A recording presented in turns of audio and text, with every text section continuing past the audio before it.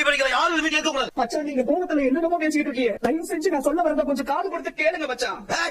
ஏமாத்துக்காரங்க பேசல நான் ஏடா மச்சான் எனக்கு ஒரே ஒரு நிமிஷம் டைம் மட்டும் கொடுங்க. அங்க என்ன நடந்ததுன்னு நான் சொல்றேன் மச்சான் உங்களுக்கு. மாமா நீங்க பேசுங்க மாமா. அப்பா மாமா பேசுறத கொஞ்சம் கேளுங்கப்பா. டேய் பாய் மூடு. அது பேசுற உடைச்சு போய். அக்கா உனக்கு என்ன பத்தி நல்லா தெரியும்ல. நீ ஏன் சொல்லுங்க அவர்கிட்ட. இது பாரு இங்க நல்லா தெரிஞ்சுக்காம தான் இருந்தேன். ஆனா இப்ப நல்லா தெரிஞ்சிச்சு. வெளியில போங்கிற வார்த்தையை என் வாயால சொல்ல வேண்டாம்னு பாக்குறேன். எப்படிக்கா நான் உங்களுக்கெல்லாம் போய் துரோகம் பண்ணுவேனா? ஏண்டா காலையில கூட உங்ககிட்ட கேட்டேன்ல கடை எங்க இருக்குன்னு. மூச்சு விடலையடா நீ. உள்ள பூச்சி மாதிரி இருந்துச்சு. கழுத்தை அறுத்துட்டாங்க.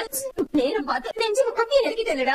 இம்பது நாளா வளர்த்தேன் நினைச்சாலே அது வெறுப்பா இருக்குடா. எங்க போய் அக்கா இப்படி எல்லாம் பேசாத. என் மனசு ரொம்ப வலிக்குது.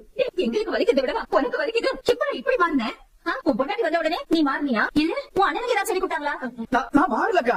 பேசாத. அம்மா எல்லாரும் கொஞ்சம் பொறுமையா இருந்து மாமா பேசுறத கொஞ்சம் கேளுங்க.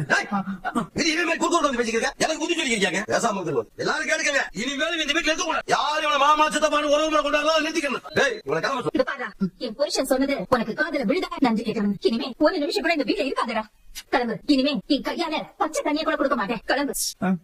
அப்ப கடைசி வரைக்கும் யாருமே என் பக்கத்துல இருக்கிற நியாயத்தை கேட்கவே மாட்டீங்கல்ல. ஏண்டா நீ சொல்ற மாதிரியே வச்சுக்கோ. இன்னைக்கு காலையில கூட உன்கிட்ட கேட்டல உன்னை நம்ப வேற செஞ்சனடா. உன் அண்ணனுக்கு ஆரம்பிச்சு கொடுக்குற கடை அங்க நாங்க வந்தா என்னென்ன நடக்கும்னு எங்களுக்கு எல்லாமே தெரியும்டா.